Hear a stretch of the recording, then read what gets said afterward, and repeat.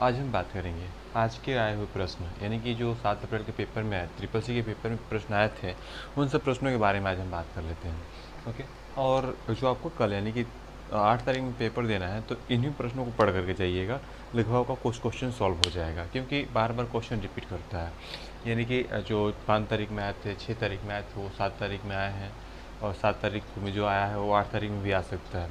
आ सकता नहीं, आता है। ओके। तो हम कुछ प्रश्न ऐसे बताएंगे जो कि कंटिन्यू पूछे जाते हैं। ओके। तो देखिए, जो कंटिन्यू मैंने आपको पहले दिन ही बताया था कि राइटर का आपने नाम सुना होगा।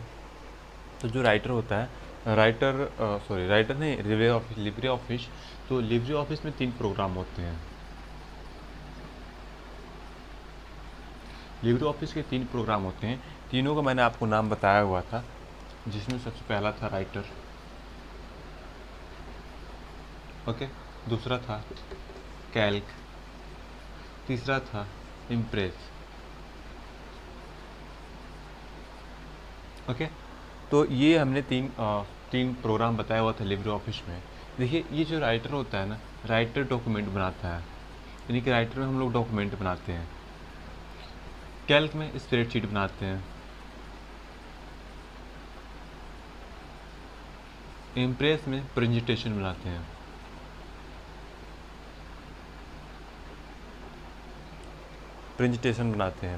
ओके। यानी कि हमारा राइटर में डॉक्यूमेंट, कैल्क में स्प्रेडशीट, और इम्प्रेस में प्रेजेंटेशन बनाते हैं। यानी कि 3 चीज़ हमारा ये हो गया जिसमें हम बनाते हैं। ओके। अब देखिए, इसमें नेक्स्ट क्वेश्चन जो होता है, ये मतलब पूछता है कि राइटर में हम क्या बनाते हैं। तो राइटर में डॉक्यूमेंट बनाते हैं, कैल्क में स्प्रेडशीट बनाते हैं, और इम्प्रेस में प्रेजेंटेशन बनाते हैं। प्रेजेंटेशन हो सकता है, प्रोजेक्ट हो सकता है, मतलब इस टाइप के सारे क्वेश्चन जो पूछेगा आप बता दीजिएगा। ये देखिए, डॉक्यूमेंट का कुछ भी कर सकता हो। मान लीजिए कि डॉक्यूमेंट का हो गया वीडियोग्राफी हो, जो किसी का बना रहा है, तो भी हमारा राइटर में बनेगा। ओके। स्प्रेडशीट करना है तो स्प्रेडशीट हमारा इसी में बनेगा। ओके। अब नेक्स्ट की हम बात करते हैं। देखिए, उसके बाद से पूछता है कि राइटर का एक्सटेंशन नेम क्या होता है, यानी कि राइटर का एक्सटेंशन नेम क्या होता है। तो मैं राइटर का एक्सटेंशन नेम बता दूँ कि ओ डी और टी होता है। यानी कि राइटर का जो एक्सटेंशन नेम होता है ओ डी टी होता है, डॉट ओ डी टी होता है। कैल का जो एक्सटेंशन नेम होता है डॉट ओ डी एस होता है। और जो इम्प्रेस का एक्सटेंशन नेम होता है वो होता है डॉट ओ डी पी। ये चीज़ याद रखिएगा, क्योंकि ये ज़्यादातर पूछता है। ये तो कम पूछता है, लेकिन ये ज़्यादातर पूछता है। ओके। उसके बाद से पूछता है ये कि इसका, यानी कि राइटर में हमारा मैक्सिमम जूम इन और जूम आउट क्या होता है। तो जो राइटर का जूम इन होता है, जूम इन का मतलब होता है कि बड़ा, जूम इन का मतलब होता है कि बड़ा, और जूम आउट का मतलब होता है छोटा। यानी कि मैक्सिमम जूम इन मतलब मैक्सिमम कितना बढ़ा सकते हैं, और मैक्सिमम जूम आउट का मतलब कितना छोटा कर सकते हैं। ओके। तो जो हम राइटर की बात करें, तो जो राइटर का मैक्सिमम जूम इन और जूम आउट होता है, वो राइटर का मैक्सिमम जूम इन होता है। जूम इन जो होता है वो 600 होता है, यानी कि 600%। अधिक से अधिक zoom in, maximum zoom in 600% होता है, और जो मैक्सिमम जूम आउट होता है वो होता है 20%। यानी कि 20% से लेकर के 600% तक राइटर का होता है। और जो ओडीएस यानी कि कैल का जो होता है, कैल का होता है 20% से लेकर के मैक्सिमम 400% तक होता है। ओके। यानी कि जो कैल का होता है वो मैक्सिमम 20% से लेकर के 400 तक होता है। यानी कि ये जो हमारा मैक्सिमम जूम आउट है, और यह मैक्सिमम जूम इन है। मतलब जूम इन मतलब बड़ा होता है, जूम आउट मतलब छोटा होता है। ओके। इम्प्रेस का जो पूछता है, वो इसका कम से कम जूम इन और अधिक से अधिक जूम इन जो होता है 3000 होता है। ओके। यानी कि मैक्सिमम जूम आउट और मैक्सिमम जूम इन, कम से कम जूम इन, अधिक से अधिक जूम इन। जूम इन का मतलब होता है बड़ा, और जूम आउट का मतलब है छोटा। यानी कि हमारा ये हो गया। मान लीजिए कि इसमें से कोई भी क्वेश्चन पूछेगा तो आप सॉल्व कर लीजिएगा। वैसे ये ज़्यादातर पूछता है, ये तो बहुत कम पूछता है, लेकिन ये हर बार पूछा हुआ है। ओके। इसमें हम नेक्स्ट क्वेश्चन जो पूछता है हम लोगों से, मैं बता देता हूँ आपको। नहीं तो ये स्क्रीनशॉट ले लीजिए। ओके। अब पूछता है कि इसका बाय डिफ़ॉल्ट फॉन्ट कौन सा होता है, यानी कि लिबरेशन राइटर का बाय डिफ़ॉल्ट फॉन्ट नेम क्या होता है, यानी कि जो फॉन्ट होता है इसमें उसका नाम क्या होता है। तो मैं बता दूँ, जो लिबरेशन राइटर होता है, लिबरेशन राइटर का जो फॉन्ट नेम होता है वो लिबरेशन। सेरिफ होता है, यानी कि इसका जो बाय डिफ़ॉल्ट फ़ॉन्ट नेम होता है लिबरेशन सेरिफ होता है, और इसका जो होता है लिबरेशन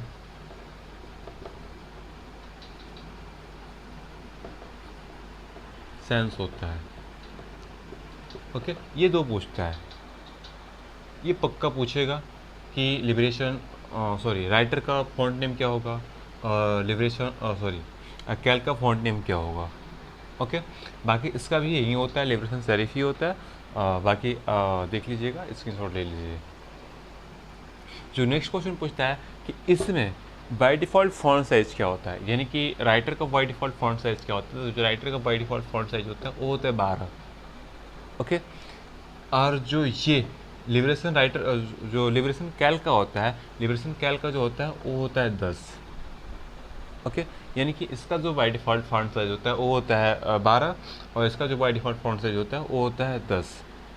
नेक्स्ट क्वेश्चन पूछता है कि इन दोनों के ड्रॉप डाउन लिस्ट में कौन सा फ़ॉन्ट साइज़ अवेलेबल है।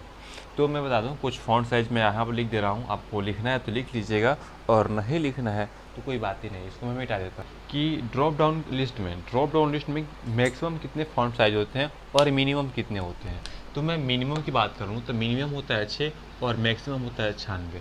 और पूछता है कि बीच में किसी एक का नाम दे देता है और पूछता है कि इसमें से कौन सा font size drop down list में है। तो हमारे साथ ज़्यादातर 28 को लेकर के पूछता है, 28 को।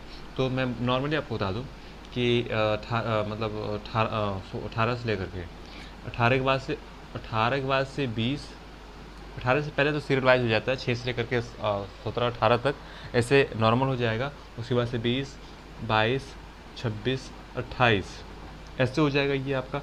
अब इसके बाद से आता है 32, 36, 40, 44,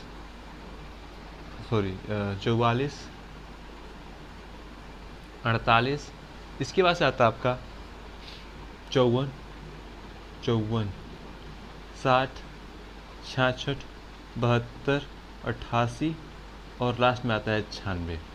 यानी कि कम से कम 6 और अधिक से अधिक 96, यानी कि ड्रॉप डाउन लिस्ट में ये नंबर्स होते हैं। और इनमें से जो कोई आपसे बोल कर मतलब दे दे और पूछे कि इनमें से कौन सा नंबर होता है ड्रॉप डाउन लिस्ट में फॉन्ट साइज में, तो आप बता दीजिएगा। इसमें से कोई एक ही देगा, ऑप्शन में एक सही रहेगा, बाकी 3 गलत होगा।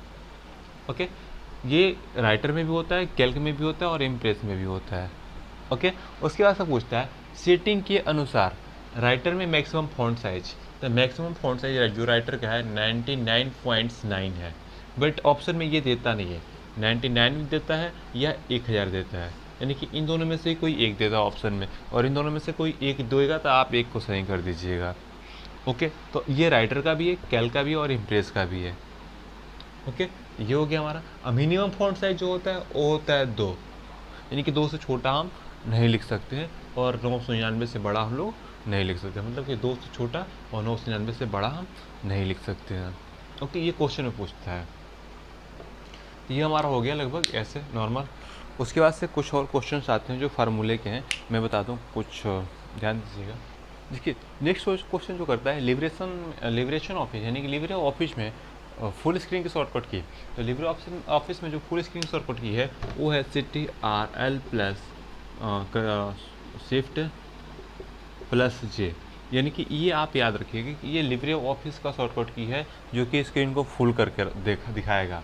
ओके, और यही पूछता है किससे ब्राउज़र में, यानी कि क्रोम में हो गया या मोज़ेक में हो गया, या मतलब किसी भी ब्राउज़र की बात कर ले, किसी भी ब्राउज़र में पूछता है कि किसी भी ब्राउज़र में फुल स्क्रीन की, ब्राउज़र का नाम दे देता है और उसके बाद से बोलता है कि इस ब्राउज़र में फुल स्क्रीन करने की शॉर्टकट की क्या होती है। तो मैं बता दूं, किसी भी ब्राउज़र में फुल स्क्रीन की जो शॉर्टकट की होती है वो होती है F11। ये चीज़ आप नोट कर लीजिएगा, क्वेश्चन लिख लीजिएगा, उसके बाद से इसका आंसर हो जाएगा कि लिबरे ऑफिस में फुल स्क्रीन की शॉर्टकट की ये होती है और ब्राउज़र में फुल स्क्रीन की शॉर्टकट की ये होती है। ये चीज़ याद कर लीजिएगा, बहुत ही इंपॉर्टेंट है और हर बार पूछता है। ओके, नेक्स्ट क्वेश्चन है हमारा,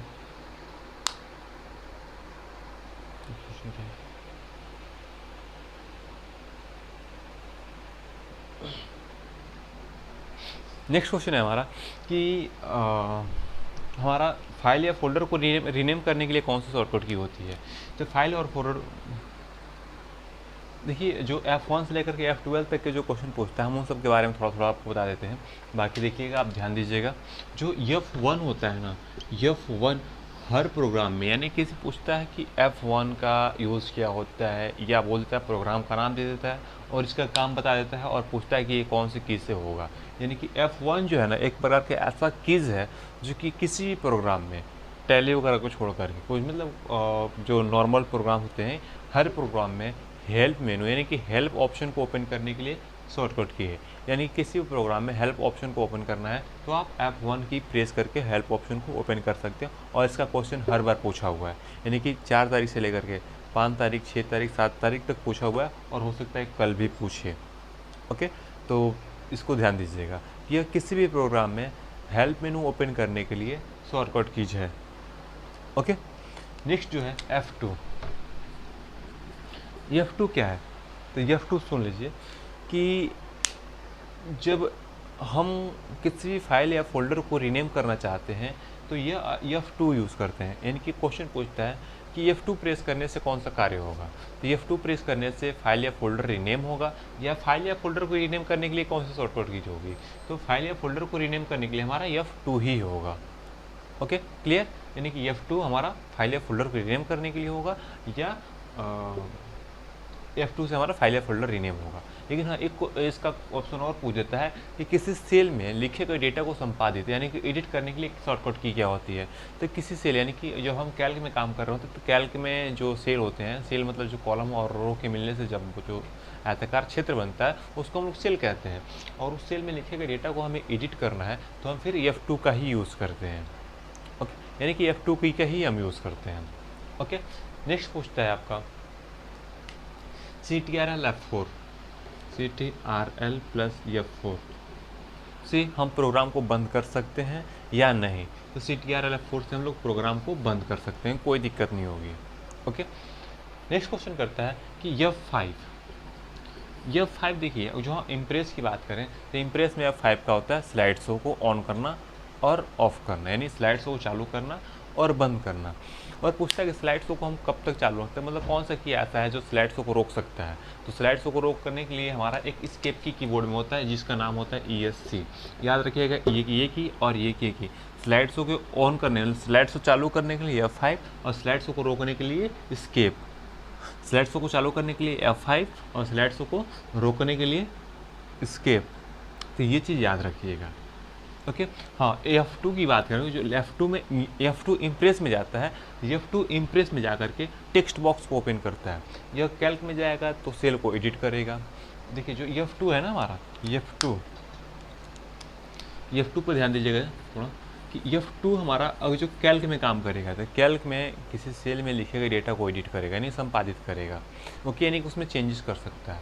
और जो हम राइटर में बात करें F2 के, तो राइटर F2 में जो राइटर में F2 काम करता है वो करता है फार्मूला बार को ऑन करने के लिए, यानी कि उसमें फार्मूला बार को दिखाने के लिए F2 का यूज़ करते हैं। और यही F2 हमारा इम्प्रेस में जाता है तो टेक्स्ट बॉक्स को ओपन कर देता है, यानी कि टेक्स्ट बॉक्स को खोलने के लिए हम F2 का ही यूज़ करते हैं। लेकिन F1 की बात करें तो राइटर में, कैल्क में, या इम्प्रेस में, या MS ऑफिस में, या अदरवाइज और भी बहुत सारे प्रोग्राम है, सारे प्रोग्राम में F1 का यूज़ होता है ऑफलाइन हेल्प मेनू ओपन करने के लिए या ऑनलाइन हेल्प मेनू ओपन करने के लिए। ओके, कंट्रोल F4 प्रोग्राम को बंद करने के लिए। F5 देखिए, यहाँ पर मैंने बताया कि इम्प्रेस में यह स्लाइड शो को चालू करता है और स्किप से बंद हो जाता है।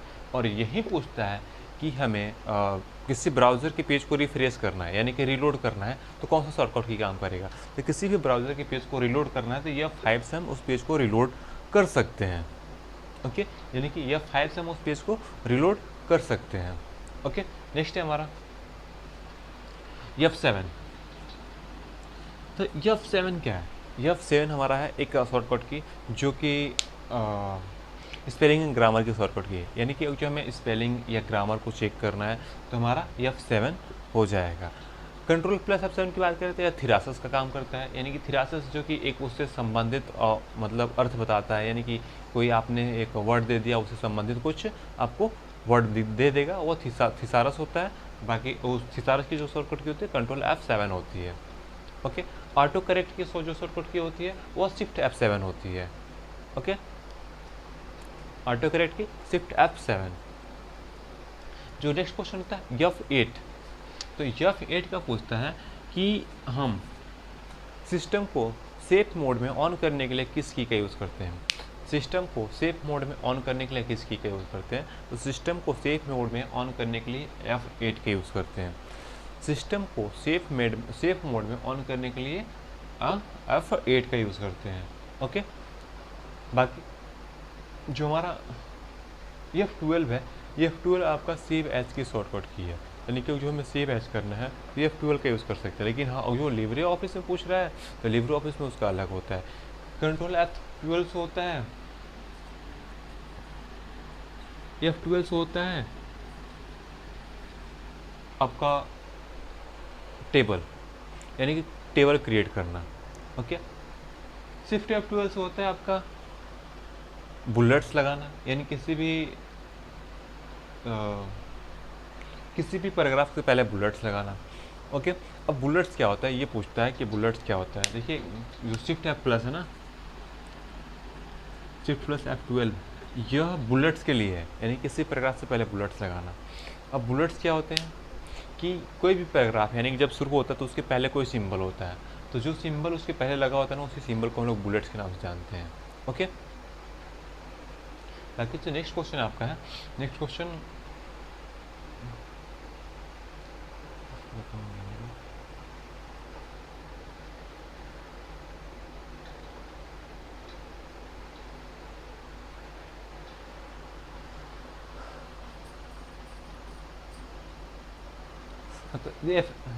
नेक्स्ट क्वेश्चन आपका है F11। देखिए F11 छूट गया था, ये F11 क्या होता है, मैंने आपको बताया हुआ था अभी कुछ देर पहले कि F11 किसी भी ब्राउज़र को, किसी भी ब्राउज़र के पेज को बड़ा करने के लिए, यानी कि फुल स्क्रीन करने के लिए, किसी भी ब्राउज़र के पेज को फुल स्क्रीन करना है तो हमारा F11 काम कर जाएगा। ओके, बाकी हम नेक्स्ट की बात कर लें तो जो शॉर्टकट कीज होते हैं लिब्रे ऑफिस राइटर में या कैल्क में या इम्प्रेस में, तो हम पहले राइटर की बात कर लेंगे, थोड़ा सा फास्ट करेंगे क्योंकि कल ही पेपर है।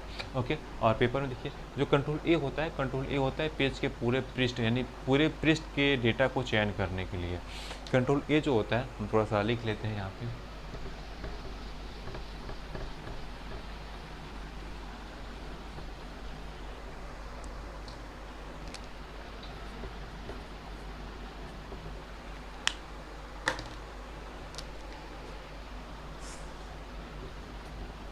कंट्रोल ए क्या होता है कि हम